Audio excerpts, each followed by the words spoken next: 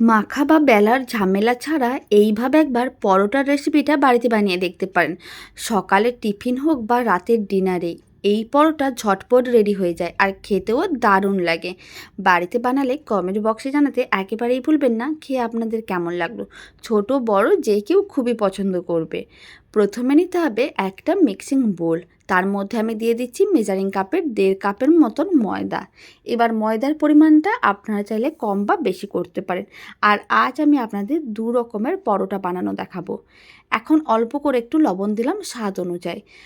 একই মিশ্রণ দিয়ে আপনারা দু রকমের পরোটা রেডি করতে পারেন। আপনাদের যেটা ভালো লাগবে সেইভাবে বানিয়ে দেখতে পারেন, খেতে দারুণ লাগবে। ছোট থেকে বড় যে কেউ খুবই পছন্দ করবে। এখন অল্প অল্প জল দিতে হবে আর পাতলা ব্যাটার রেডি করতে হবে। এখানে আমি রুম টেম্পারেচারের জলই নিয়েছি, কোনো রকম ঠান্ডা বা গরম জল দিইনি। বেশ কিছুটা পরিমাণ আমি জল দিয়েছিলাম, প্রায় 2 কাপের মতন জলের প্রয়োজন পড়েছিল। খুব ভালো করে মিশিয়ে নিয়েছি। আপনারা দেখুন মিশ্রণটা বেশ পাতলা হয়ে গেছে। এবার মিশ্রণটাকে এক সাইডে রেখে দিতে হবে। আর এখানে আমি ডিম পরোটা বানাচ্ছি, তার জন্য একটা ছোট্ট মিক্সিং বোল নিয়েছি, তার মধ্যে একটা ডিম দিয়ে দিলাম। একটা ডিম দেওয়ার পরে অল্প করে একটু লবণ দিতে হবে, খুব বেশি না, একেবারে সামান্য পরিমাণ লবণ দিতে হবে স্বাদ অনুযায়ী। আর আমি দিয়ে দিচ্ছি অল্প একটু কুচনো পেঁয়াজ। অল্প একটু কুচনো পেঁয়াজ দিলে খেতে বেশ ভালোই লাগে। অল্প কুচনো পেঁয়াজ দেওয়ার পরে এখন সামান্য পরিমাণ কুচনো কাঁচা লঙ্কা দিয়ে দেবো। এতে হালকা ঝালও হয়ে যাবে আর খেতেও দারুণ লাগবে। এখন সমস্ত কিছু একসঙ্গে খুব ভালো করে মিশিয়ে নিতে হবে। ডিমের মিশ্রণটাকে ঠিক এইভাবে 1 মিনিটের মতন ভালো করে মিশিয়ে নেবো, মানে যাতে লবণটা খুব ভালো করে মিশে যায়। কুচনো পেঁয়াজ কাঁচা লঙ্কা খুব ভালো করে এইভাবে মিশিয়ে নিতে হবে। মেশানো হয়ে গেছে। এদিকে একটা ফ্রাইং প্যান নিয়েছি। ফ্রাইং প্যানের মধ্যে অল্প করে একটু সাদা তেল দিয়ে দিলাম। তেলটা খুব ভালো করে চারিদিকে ছড়িয়ে নিতে হবে। প্রথমে ফ্রাইং প্যানটাকে খুব ভালো করে গরম করতে হবে। যখন খুব ভালো করে গরম করা হয়ে যাবে ফ্লেমটাকে মিডিয়াম টু লোতে করে দিতে হবে। আর কিছুটা করে মিশ্রণ এইভাবেই দিয়ে দিতে হবে। আমি এখানে অল্প করে মিশ্রণ দিলাম। তারপর একটা হাতা নিতে হবে। হাতাটা নিয়ে ঠিক এইভাবে আলতো হাতে গোল করে ঘুরিয়ে নিতে হবে। এইভাবে আলতো হাতে গোল করে ঘুরিয়ে নিয়েছি। আপনারা দেখুন মিশ্রণটা ঠিক এইভাবেই কিন্তু গোল করে ঘুরিয়ে নিলে দেখতেও বেশ ভালোই লাগে আর খুব ভালো করে মিশ্রণটা পাতলা করে ছড়ানো যায়। এখন এইভাবে মানে ফ্লেমটা এখন মিডিয়াম টু হাইতে করে দিতে হবে। তারপরে উল্টে পাল্টে দুদিকই হালকা লাল করে ভেজে নিতে হবে। আর মোটামুটি 1 মিনিটের মতনই সময়ের প্রয়োজন পড়ে, খুব কম সময়ের মধ্যে রেডি হয়ে যায় আর খেতে দারুণ লাগে। এখন উল্টো দিকটাও হালকা করে ভেজে নিয়েছি। এখন আবারও একবার উল্টে পাল্টে নেব। আপনারা দেখুন উল্টো দিকের দেখতে কত সুন্দর লাগছে। হালকা লাল লাল এইভাবেই কিন্তু ভেজে নিতে হবে। দুদিকেই যখন হালকা লাল করে ভেজে নেওয়া হয়ে যাবে তারপর ঠিক পরোটাটাকে এইভাবে তুলে নিতে হবে। এখন তুলে এক সাইডে রেখে দিচ্ছি। আর যে ডিমের মিশ্রণটা রেডি করে নিয়েছিলাম এখন সেই ডিমের মিশ্রণটা ফ্রাইং প্যানের মধ্যে দিতে হবে। তার আগে অল্প করে একটু সাদা তেল দিতে হবে। অল্প সাদা তেল দিয়ে খুব ভালো করে ছড়িয়ে নিতে হবে। তারপরে একটা ডিম যে ফেটিয়ে রেখেছিলাম সেই ডিমের মিশ্রণটা ফ্রাইং প্যানের মধ্যে দিয়ে দিতে হবে। তারপরে মিশ্রণটাকে ঠিক এইভাবে একটু চারিদিকে ছড়িয়ে নিতে হবে। যেহেতু আমি পরোটাটা খুব বেশি বড় করিনি তাই ডিমটাও খুব বেশি চারিদিকে ছড়ালাম না। এখন এই অবস্থায় পরোটাটাকে ঠিক এইভাবে রেখে দিতে হবে ডিমের মিশ্রণটার উপরে। আর 1 মিনিট মিডিয়াম ফ্লেমে রেখে দিতে হবে। যখনই দেখবেন ডিমের মিশ্রণটা খুব ভালো করে পরোটার সঙ্গে আটকে গেছে তারপরে কিন্তু উল্টে পাল্টে নিতে হবে। আর দুদিকই হালকা করে একটু ভেজে নিতে হবে। এতে ডিমের মিশ্রণটাও খুব সুন্দরভাবে ভাজা হয়ে যাবে আর তার সঙ্গে পরোটাটাও ভাজা হয়ে যাবে। আপনারা দেখুন উল্টো দিকটাও কিন্তু ভেজে নিয়েছিলাম আর ডিমের যে মিশ্রণটা সেটা কিন্তু পরোটার সঙ্গে খুব ভালোভাবে আটকে গেছে। এইভাবেও কিন্তু ডিম পরোটাটা রেডি করে দেখতে পারেন, খেতে বেশ ভালোই লাগে। আর আমি আপনাদের অন্যরকমভাবে দেখিয়ে দিচ্ছি। ওই পরোটাটা দেখতে আরেকটু অন্যরকম হয়, খেতেও আরও বেশি ভালো হয়। তবে আপনাদের যেই পরোটাটা খেতে সবথেকে বেশি ভালো লাগে সেইভাবে বানিয়ে দেখতে পারেন। এখন এই ডিম পরোটাটা এক সাইডে রেখে দিচ্ছি। এবার আমি আপনাদের আর এক রকমের ডিম পরোটা বানানো দেখাবো। তার জন্য ফ্রাইং প্যানে আবারও কিছুটা পরিমাণ তেল দিয়ে দিলাম। খুব ভালো করে তেল ছড়িয়ে নিতে হবে। এবার আমি পরোটাটাকে একটু বড় করে বানাবো, তার জন্য বেশ কিছুটা পরিমাণ মিশ্রণ নিয়েছি।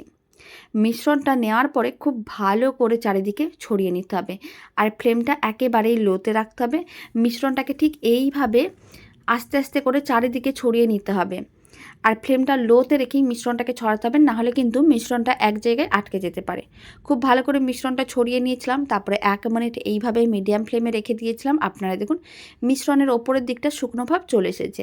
এখন অল্প করে তেল ওপরের দিকেও দিয়ে দিলাম। তারপর তেলটা খুব ভালো করে চারিদিকে এইভাবেই ছড়িয়ে নিতে হবে, তাহলে পরোটার দুদিকই সুন্দরভাবে ভাজা হবে। এখন পরোটাটাকে একটু আলতো হাতে উল্টে পাল্টে নিতে হবে, আর দুদিকই একইভাবে আগে যে পরোটাটা ভেজেছিলাম সেইভাবে কিন্তু উল্টে পাল্টে হালকা লাল করে ভেজে নিতে হবে। বাড়িতে বানালে কমেন্ট বক্সে জানাতে একেবারেই ভুলবেন না কোন ডিম পরোটাটা আপনাদের সবথেকে বেশি ভালো লাগলো। মাখা বা বেলার ঝামেলা ছাড়া খুব সহজে এই ডিম পরোটাগুলো রেডি করা যায়। আর হাতে যদি সময়টা একেবারেই কম থাকে আর দারুণ কিছু রেসিপি বানাতে মন চাইছে, ছোট থেকে বড় এই রেসিপি কিন্তু যে কেউ খুবই পছন্দ করবেন, নিঃসন্দেহে আপনারা বানিয়ে নিতে পারেন। এই পরোটাটা দুদিকই উল্টে পাল্টে হালকা লাল করে ভেজে নিয়েছিলাম। এবার তুলে এক সাইডে রেখে দিচ্ছি। আর ফ্রাইং প্যানের মধ্যে আবারও কিছুটা পরিমাণ সাদা তেল দিতে হবে। তেলটা খুব ভালো করে চারিদিকে ছড়িয়ে নিতে হবে। তেল খুব ভালো করে ছড়ানো হয়ে গেলে ফ্লেমটা মিডিয়ামেই রাখতে হবে। মিডিয়াম ফ্লেমে রেখে বেশ কিছুটা পরিমাণ আমি এখানে ডিমের মিশ্রণ রেডি করে রেখেছিলাম। এখানে আমি 2টো ডিম, অল্প একটু কুচনো পেঁয়াজ, কুচনো কাঁচা লঙ্কা দিয়ে একইভাবে ডিমের মিশ্রণটা রেডি করে রেখেছিলাম। খুব ভালো করে মিশ্রণটা ছড়িয়ে দিলাম। আর যেহেতু 2টো ডিম ছিল তাই খুব ভালো করে চারিদিকে ছড়ানো হয়ে গেছে ডিমের মিশ্রণটা। এখন যে পরোটাটা রেডি করে রেখেছিলাম সেই পরোটাটা ঠিক একইভাবে ডিমের মিশ্রণের উপরে রেখে দিতে হবে, আর 1 মিনিট মিডিয়াম ফ্লেমে এইভাবেই অপেক্ষা করতে হবে। তারপরে পরোটাটাকে এইভাবে গোল গোল করে ঘুরিয়ে দেখতে হবে ঘুরে যাচ্ছে কিনা। যখনই দেখবেন পরোটাটা গোল গোল হয়ে ঘুরছে, তার মানে বুঝে নিতে হবে ডিমের মিশ্রণটা সুন্দরভাবে পরোটার গায়ে আটকে গেছে। এবার আলতো হাতে এইভাবে পরোটাটাকে একটু উল্টে পাল্টে নিতে হবে, আর খুব সাবধানে পরোটাটাকে এইভাবে একটু উল্টে পাল্টে নিতে হবে। আপনারা দেখুন ডিমের মিশ্রণটা খুব ভালোভাবে পরোটার গায়ে আটকে গেছে। উল্টো দিকেও একইভাবে 1 মিনিটের মতন রেখে দেবো। আর এই সময় পরোটার মাঝখানে কয়েকটা জিনিস দিয়ে দেবো। অল্প একটু দিয়ে দেবো টমেটো কেচাপ, খুব বেশি না, সামান্য পরিমাণ টমেটো কেচাপ দিচ্ছি 1 চামচের মতন। আর আমি দিয়ে দিচ্ছি 1 চামচের মতন মিয়োনিজ। এতে পরোটাটা খেতে অনেক বেশি ভালো লাগবে। এবার টমেটো কেচাপ আর মিয়োনিজটা ঠিক এইভাবে হাতাটা নিয়ে খুব ভালোভাবে একটু মিশিয়ে নিতে হবে। ঠিক এইভাবে আলতো হাতে টমেটো কেচাপ আর মিয়োনিজটা মিশিয়ে পরোটার চারিদিকে ছড়িয়ে দিতে হবে। এইভাবে পরোটাটা রেডি করলে দেখতে যেমন ভালো লাগে, খেতেও দারুণ লাগে। কোন পরোটার রেসিপি আপনাদের সবথেকে বেশি ভালো লাগলো কমেন্ট বক্সে জানাতে একেবারেই ভুলবেন না। খুব ভালো করে টমেটো কেচাপ আর মিয়োনিজটা মিশিয়ে নেওয়ার পরে এইভাবেই কিন্তু ছড়িয়ে দিয়েছিলাম। এবার পরোটাটাকে ঠিক এইভাবে ফোল্ড করে নিতে হবে, মানে হাফ করে ফোল্ড করে নিতে হবে। দারুণ স্বাদের ডিম পরোটা একেবারেই রেডি। মাখা বা বেলার ঝামেলা ছাড়া এই পরোটা রেডি হয়ে যায়, যা দেখতেও সুন্দর হয়, খেতেও দারুণ লাগে, সময়ও অনেকটা বেঁচে যায়। এখন বাকি পরোটাগুলো একইভাবে রেডি করে নিতে হবে। এখানে আমি বেশ কয়েকটা পরোটা একটা প্লেটের মধ্যে সার্ভ করে নিয়েছি। আর এই নরম তুলতুলে দারুণ স্বাদের ডিম পরোটার রেসিপি শেষ পর্যন্ত দেখার জন্য আপনাদের অসংখ্য ধন্যবাদ। ভালো লেগে থাকলে আপনারা যদি ফেসবুক থেকে রেসিপিটা দেখছেন পেজটিকে ফলো করে নেওয়ার অনুরোধ রইল। ইউটিউব থেকে দেখলে চ্যানেলটি সাবস্ক্রাইব করে নেওয়ার অনুরোধ রইল। পাশে থাকা বেল আইকনটি প্রেস করে নেবেন নতুন রেসিপির ভিডিও সবার আগে পাওয়ার জন্য। তো চলুন ভিডিওটা আমি এখানেই শেষ করছি। আপনারা সবাই ভালো থাকবেন, সুস্থ থাকবেন। আপনাদের সঙ্গে আবার নতুন রেসিপি নিয়ে দেখা হচ্ছে।